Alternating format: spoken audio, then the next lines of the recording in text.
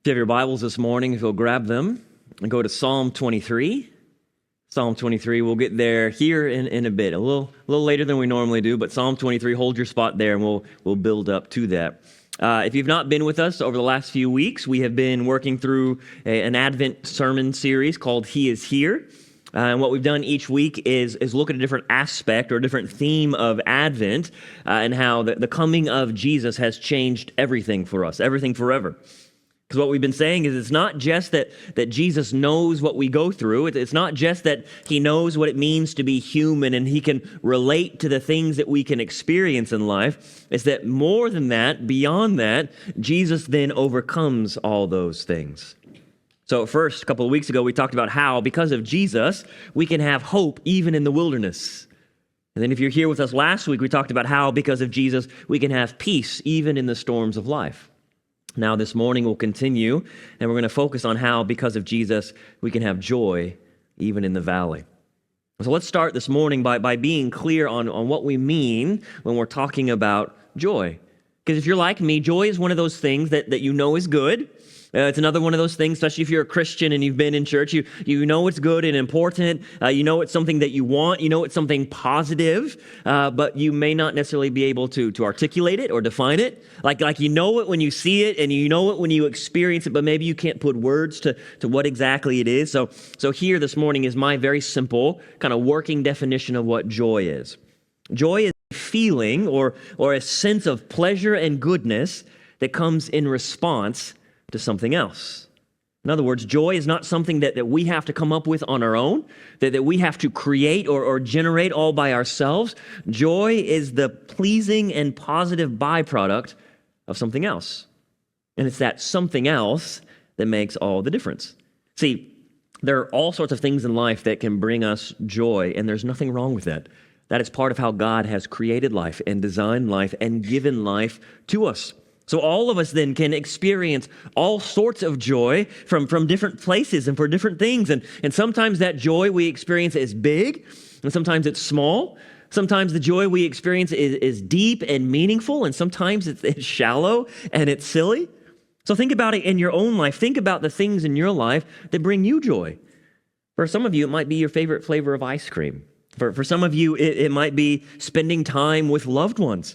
For some of you, it might be good music or beautiful scenery, or maybe you find joy in finishing a big project at home or at work, or maybe you find joy in laughing at something silly. Hear me, all that is fine and good. All of those expressions of joy are gifts from God, and they're part of God's common grace that he gives to every human being. But here's the thing. We need to recognize this morning that not all joy is the same. Not all joy lasts. And just because there are a million different things that can bring us joy doesn't mean all those things are equal. See, as it turns out, and I know you already know this, there is one true source of joy, real, meaningful, and lasting joy that is infinitely better than all the rest. And here it is. The deepest, fullest, and most satisfying joy comes from God. The deepest, fullest, most satisfying joy comes from God. How many of you, by a show of hands, like fruit-flavored things? Do you know what I'm talking about? Fruit-flavored things. Do you have a favorite fruit flavor? Grape or cherry or sour apple? If you think about it, and I set my mind to it this week to think about how much stuff in our world, in our lives, how many products are fruit-flavored. It is everywhere, right? So there's like grape-flavored chewing gum, there's cherry-flavored snow cones, there's green apple candy, there's strawberry Jell-O, there's fruit-flavored Gatorade, and on and on and on and on. And there are so many products that are fruit-flavored, and sometimes the powers that be, even come up with weird combinations like strawberry kiwi. That's not naturally occurring, but it works, right? It's delicious. There's peach mango. That's one of my personal favorites. And then there's that weird one, blue raspberry, that no one really knows what it really is, but it's delicious. You know what I'm talking about? But here's the thing.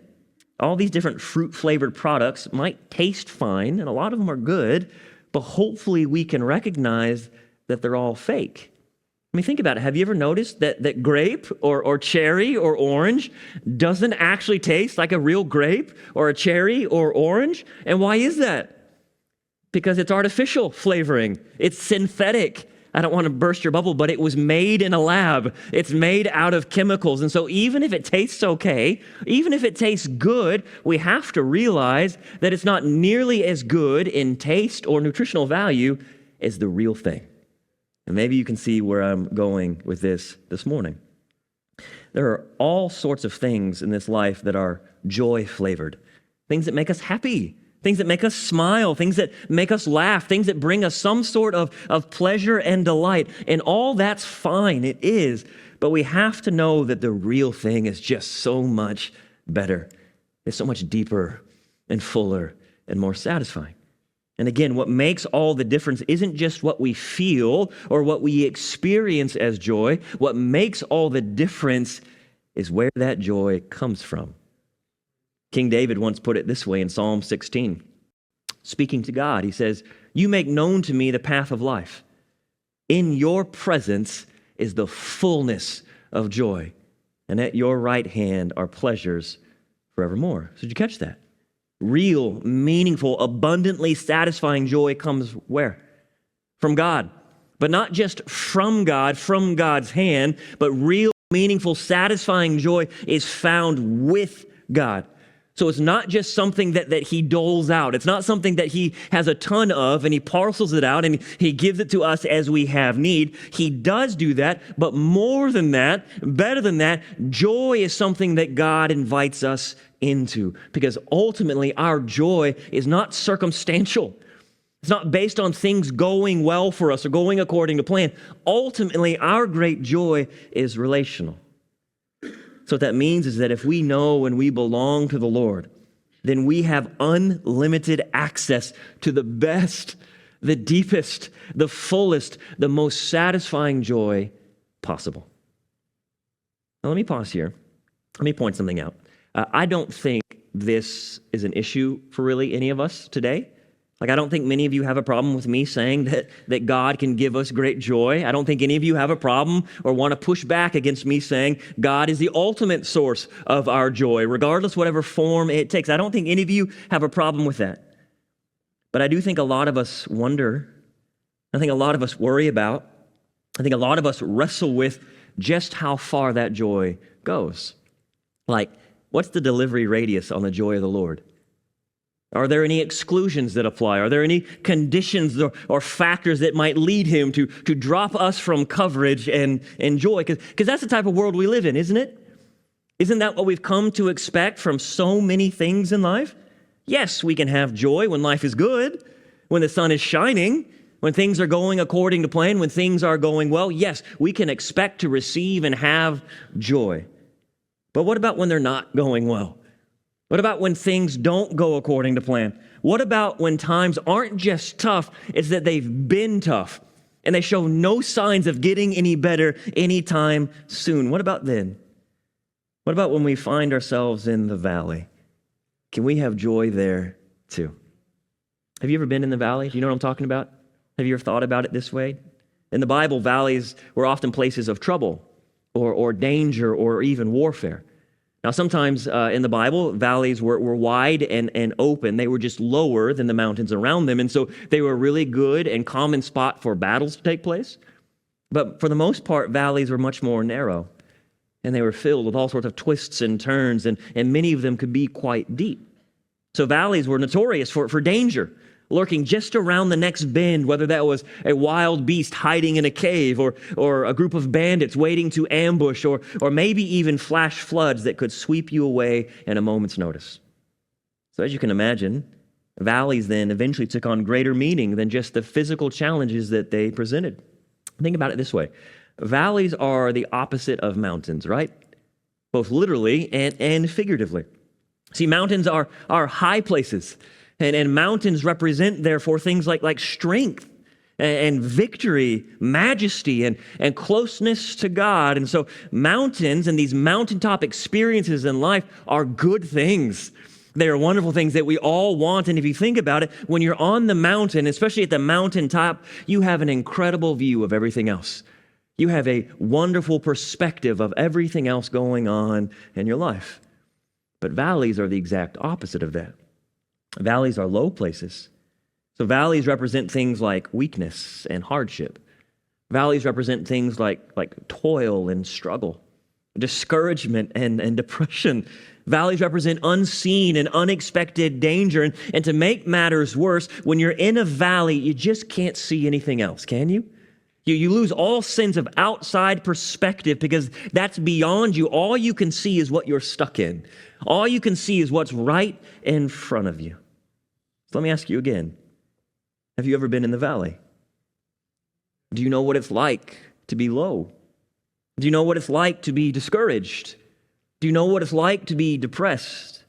Do you know what it's like to be worn out from the challenges in your life, only for new challenges to arise before you're even done with the old ones?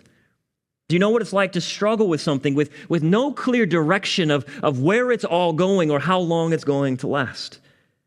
Do you know what it's like to be under the shadow of fear or doubt or suffering, leading you to believe that this is all there is? And there's always some fresh new terror, some fresh new trouble waiting for you just around the corner. Have you ever been in the valley? If you have, then you know that joy can often feel distant. Joy can often feel out of reach. Joy can feel off limits. But I need you to know this morning. There are no limits to God's joy because God has no limits. There are no limits to God's great joy because God himself knows no limits. So what do you think that means for us? Psalm 23.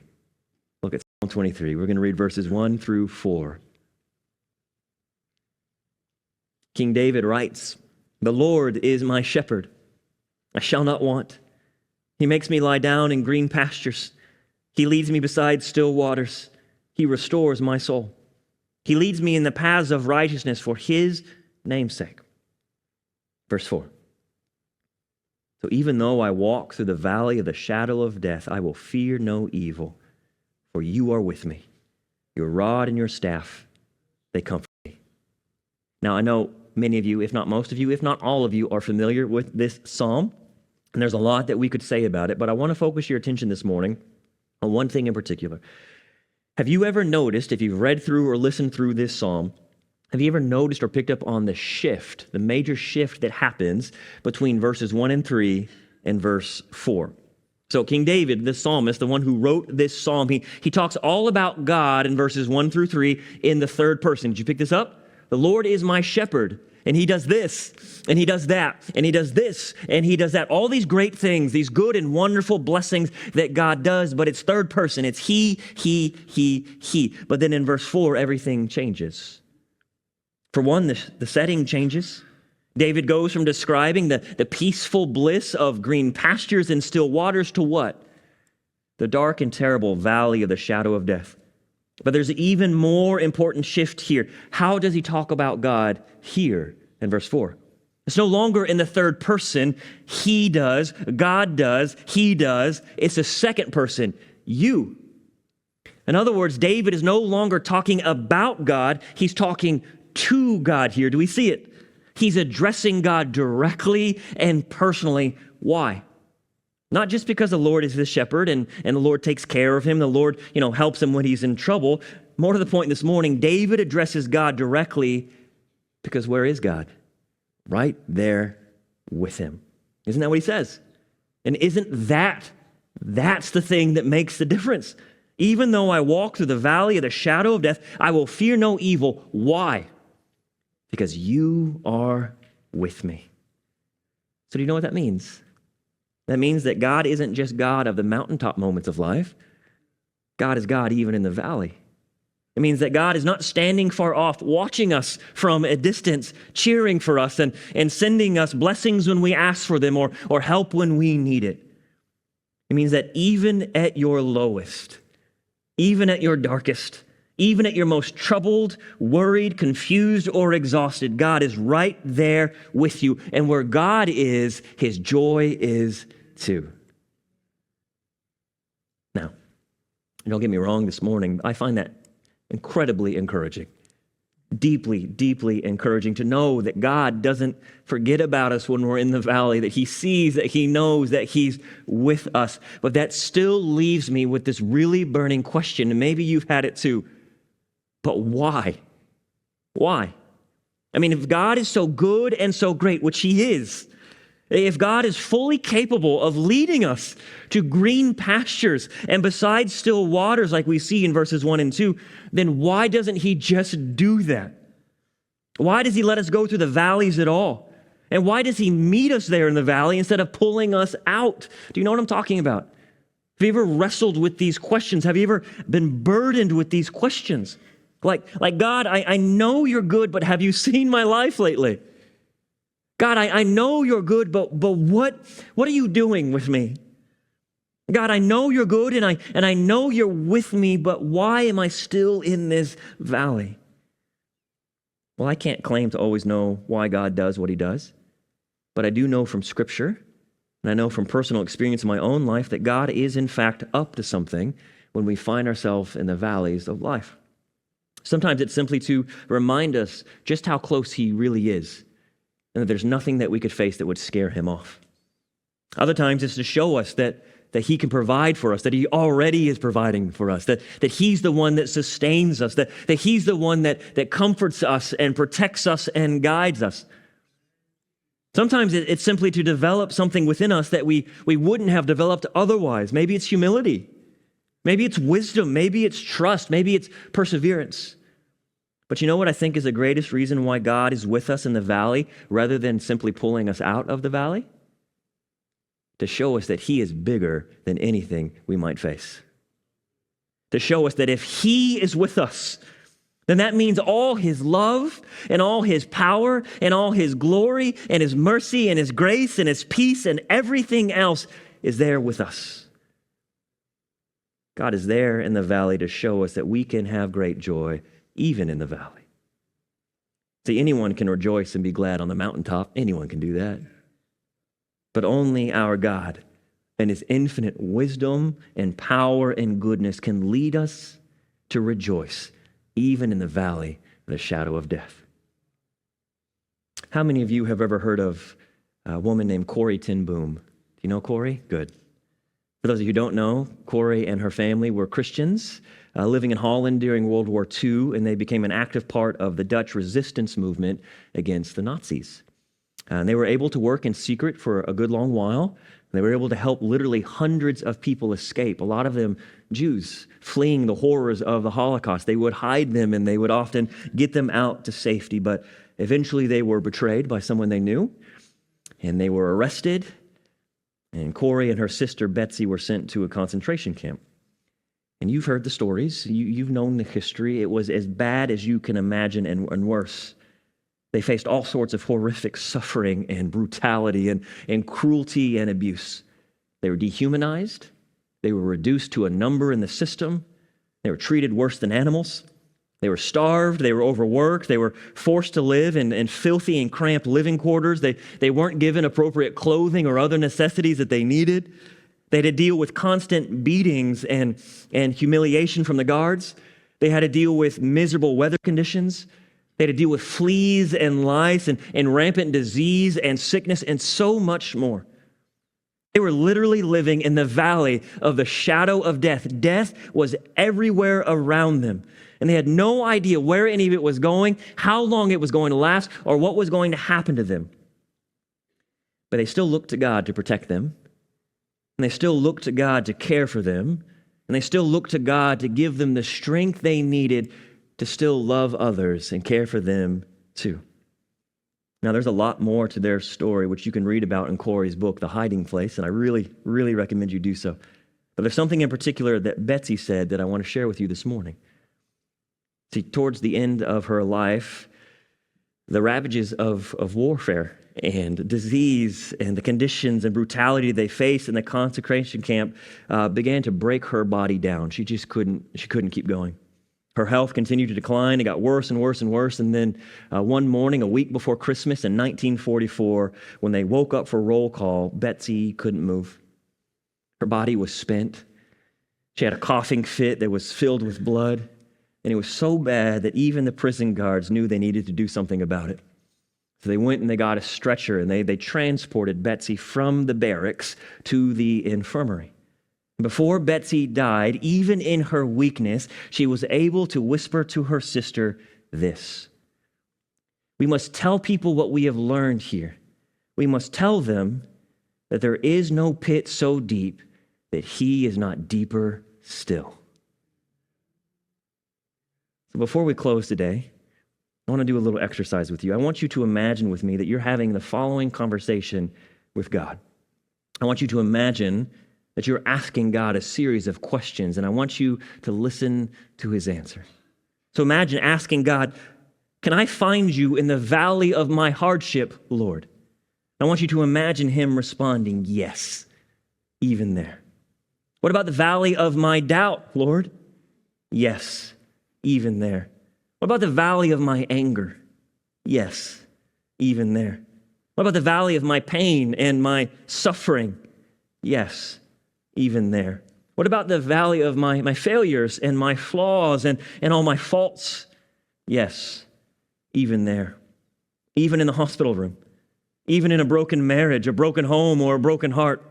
Even in a failed venture. Even in a season of grief. Even in the valley of the shadow of death itself, we will fear no evil. We will experience deep and abiding joy. Why? Because he is with us. Because he is here. Let me close with this morning. Did you know that God is more committed to our joy than even we are? God is more committed to our joy than even we are. Matter of fact, and you can write this down, it's the last point today.